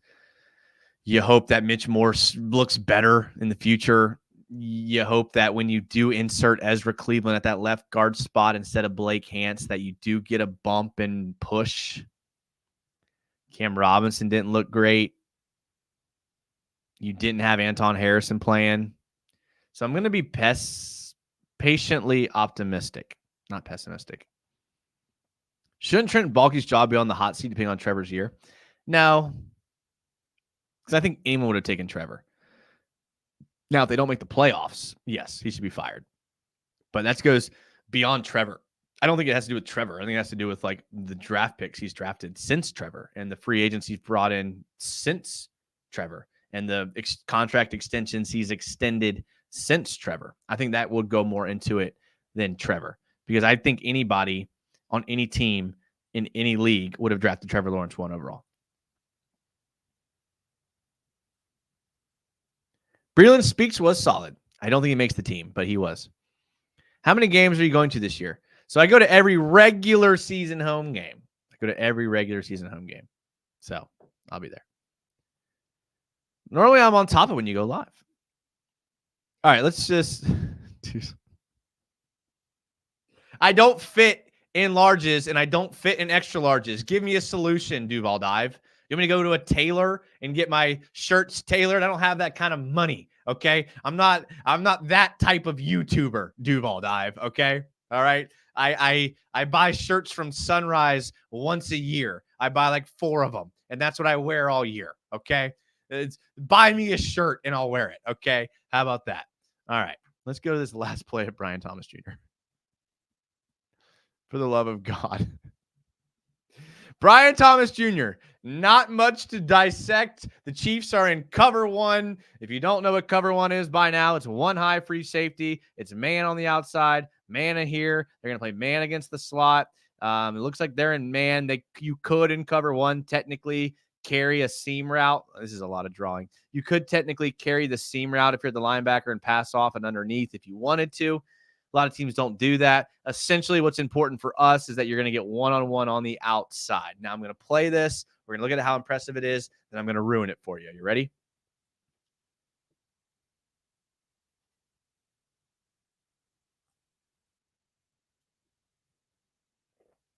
Great catch. Look, this is what Shea was talking about.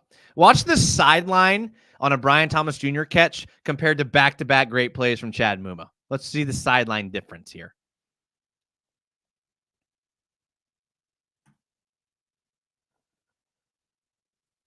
Now, to be fair, a catch like this is more exciting than a tackle in the backfield. Okay, so I'm not naive in that avenue. Okay, I'm not naive.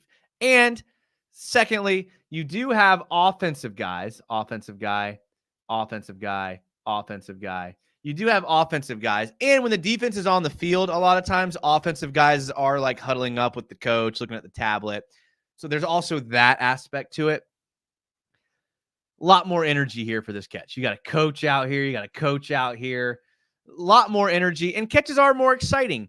I guess my point is, like, if you want the defense to elevate to where the offense is, let's see this energy on back-to-back Chad Muma plays. Now, I gave the caveat with I understand everything. Now, let me ruin it for you. Although this is great coverage. I mean, that's good coverage. This is actually, to be honest with you, is a tad underthrown by CJ Beathard. And in fact, let's go back. This is actually kind of an awkward release. Watch his release with the ball. I mean, it's not very pretty looking. It's not Trevor, that's for sure. Watch this release. And that was kind of weird, awkward angle. Great catch. Great coverage. I will say this, though. I don't want this to ruin it for you, and maybe it won't. Maybe it will. This defensive back right here, Joshua Williams, 3rd-year player out of Fayetteville State University. And this is how much the Chiefs think of this defensive back. His jersey number is number 2. Okay. Josh Williams. Also on the roster, number 2 backup quarterback, Ian Book. So they think so much of this defensive back that they gave him a duplicate number of another guy on the roster. Now, I'm not saying that they don't like him or they don't think he'll make the team, but I never in my life have seen a player who makes a team get a duplicate number of an offensive player. I didn't even know that was a thing in pro football. But great catch, not taking away from the catch. It was underthrown, comes back to the ball, and it actually wasn't bad coverage. I mean, it was underthrown, so I hope you could catch up to the receiver. And I love the energy. Hope that didn't ruin it for you.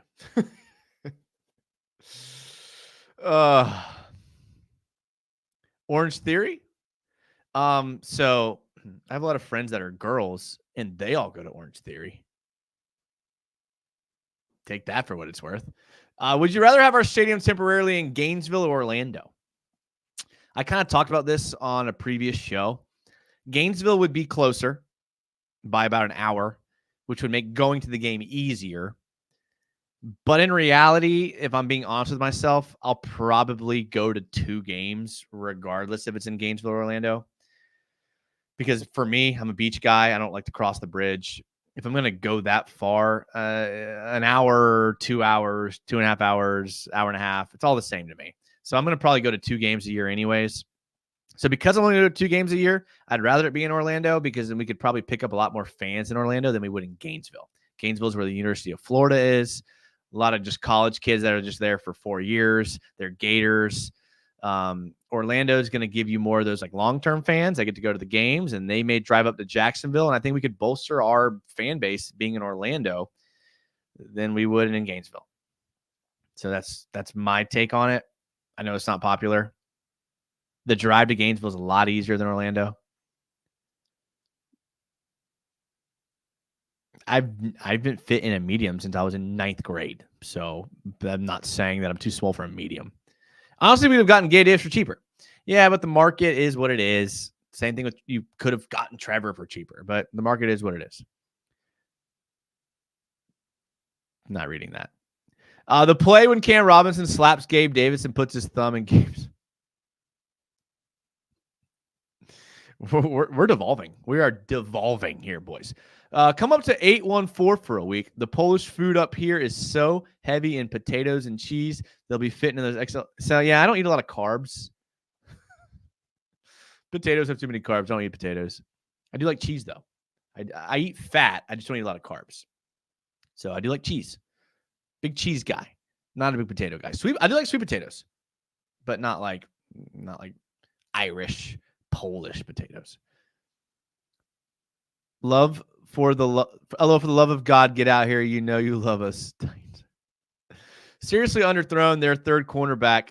They were down their starting right cornerback and their 2nd quarterback. 70 people in here, an hour and 40 minutes in. I was actually had a long day today, and I was kind of thinking before the show. I was like, "Dude, this show's gonna suck. This show's gonna suck. I have no energy. I'm tired. We have 2 drives to work off of actual players that are going to make the team." I came in with a bad attitude, boys. And I know life lessons are typically done earlier in the show, but let this be the life lesson for this show. Sometimes you may have like the wrong attitude or a bad attitude, or you just may not have the energy. But sometimes if you fake the energy, you will eventually become the energy. My personality is naturally super high energy. You guys know me really well. Coming into this show, when I was prepping for this show, I thought this show was going to suck. I was like, I honestly didn't want to do it. I had a fleeting thought of like maybe pushing this show to tomorrow because I didn't get home from work until 7:30. We had some fiasco happen at work and I had to send out shit ton of emails, getting blown up with things. And I was like, you know what, dude, like I don't have, but I came in, and even though my attitude wasn't right, when I started doing the show, Like it was like riding a bike. So like there may be a situation in life where like you're not feeling it. We've all been there. You're not feeling it. Maybe just like do it and like fake the energy, or like, be who you are most of the time when you're not feeling it. And you may see a product that comes out that's better. It took me like 2 minutes to get back into my normal personality. So don't let a bad day, don't let a bad moment dictate your life or your night even. So there's your life lesson. Clip it at 145, boys.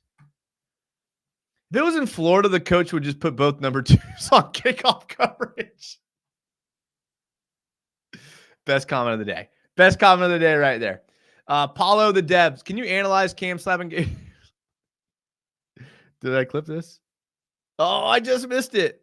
No. Sorry, guys. I didn't see that, or I would have saved it. Sorry, guys. The Swamp, dude. What the F is UCF? Darude Sandstorm, like USC.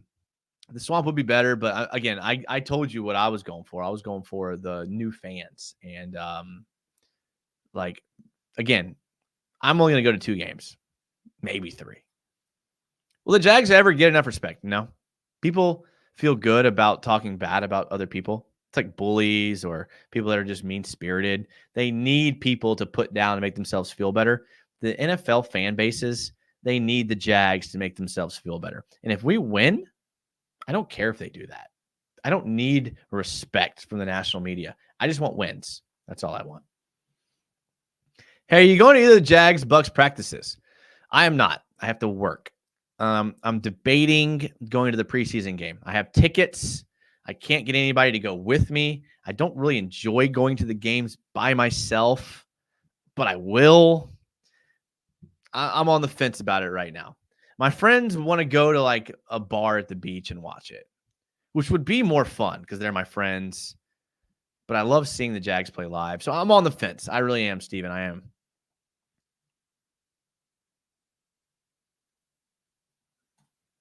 I'm not reading this. I'm not. I love Disney. I love Disney, Christian. I love Disney adults.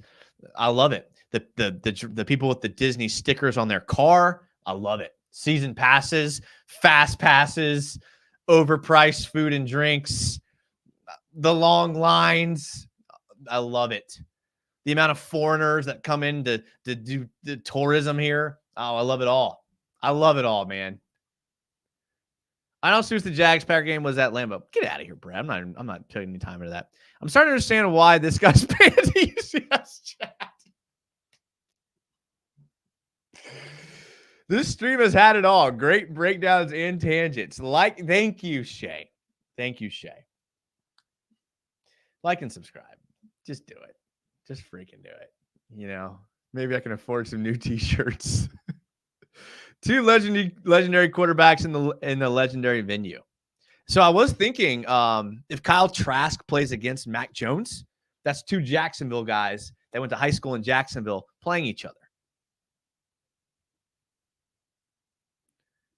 This is the kind of energy we know in Club Jaguar. Well, I have to be respectful of that, dude, Evan, because it's not just my show. So I can't this energy can kind of be intimidating sometimes.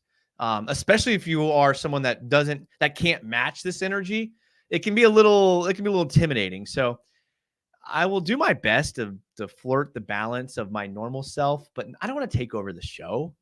I would never. I have my own show. Why do I need to go over there and be my overwhelming personality on another show? You guys know where to find me. Where else? You know where to find a 2-hour. What's funny? What's hilarious is if you listen to the local radio, they'll have a show on for 2 hours, but they'll do 10-minute segments with 5-minute commercials. So they really only talk Jags for 45 minutes, 50 minutes. We come in here and talk Jags for 2 straight hours. I'm sorry. I thought this was a North Florida show. And y'all know as well as me does, the state is completely different from North and South. It is. It is. But I'm a North Florida guy. Raw Jeeves, who decided to join the live show an hour and 50 minutes in, channel member, says, yeah, baby. Understandable. The starters won't play. Yeah. Plus size park hopper. I don't even know what that means. One of the reasons why I think it would be better at Lamp is so me and one of my friends who is a diehard Packer fan could go to the game where my two loves, the Jags and the Pack, play. Why don't you two in one of your good friends come to Jacksonville and watch the Jags and the Packers? This logic has no reasoning to it, Brett. Because you want to go to Lambeau? Get out of here. Yeah. This VOD about to go crazy. Oh, I don't know what I'm doing here. I'm United all the way. The only down to earth Jags tuber, New Orlando. Hey, listen, we don't talk bad about other people here. Okay, we don't talk. Even when we talk about offensive linemen on the Jags, by no means are they bad football players. They're in the NFL. They are exceptional football players. They're just not currently good enough to be starters in the current NFL for what the Jags are trying to run. If I ever run into Luke Fortner, that dude could bulldoze me into the ground. You think I want to say a bad word about Luke Fortner? Get out of here, dude. Money. All right. Almost 2 hours. That seems like a natural ending to the show. I appreciate all of you being in here. I really didn't expect this many viewers this late into the show, but I guess this is what happens when I don't talk about my personal life and I talk about Jags film breakdowns. Imagine that. I will be on Club Jaguar tomorrow. I'm sorry, this comment.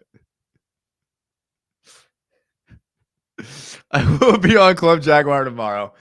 If you don't know who Dennis Northcutt is, I'll be on Club Jaguar tomorrow, 8:30 p.m. on UCF Jaguars channel. Thank you guys. Like, I always like to take a second at the end of the show to really express how appreciative I am that you guys watch and that you guys participate in our conversation about the Jags. If there was no one here commenting, I may be able to do like 20 minutes talking to myself. But because you guys are here and we're all talking together, we can go an hour and 52 minutes. So seriously, guys, I appreciate it. To the channel members that support the channel monthly, thank you guys. I really appreciate it. You guys are awesome. This is the best part of my day. I kind of talked about how my day was kind of not that great. And I was kind of not really even like looking forward to this show. But the second we started talking Jags, my whole day changed. So I have no one to thank for that besides you guys. So thank you so much. I'm sorry this film breakdown was kind of brief as far as film of like gameplay, but we really only had like a quarter to go off of. So I don't know what we're gonna do next week. We'll try our best. Friday night we'll like preview the game. But there won't be much to preview. We'll probably just talk about things that happened at the joint training camp and maybe talk about our personal lives. I don't know. Tomorrow night, Club Jaguar. Friday night, doing the preview show. Every Tuesdays and Fridays. Like Shay said earlier, like the video. Subscribe to the YouTube channel. I got a bunch of random crap in the video description. I have like my Twitch channel that I go on often. I got bored over the summer and recorded like 6 songs that suck, but check them out. They're on Spotify and YouTube. I played all the instruments for the entire song, so that's kind of cool, I guess. Check those out. Let me know what you think of those songs. And then, like I said, follow the Twitter, follow the Instagram. Therapy. This is therapy for me. Yes. I'm not going to Ramona. It's too far. Follow everything. I'll see you guys on tomorrow night on UCF Jaguars channel. Club Jaguar. Special guest. You're going to want to be there. It's going to be good. It's going to be maybe feisty. Maybe not. We'll see what happens. But I do seriously love all you guys on a serious note. I really appreciate you guys. I will see you guys very, very soon. Until then, as always, go Jags.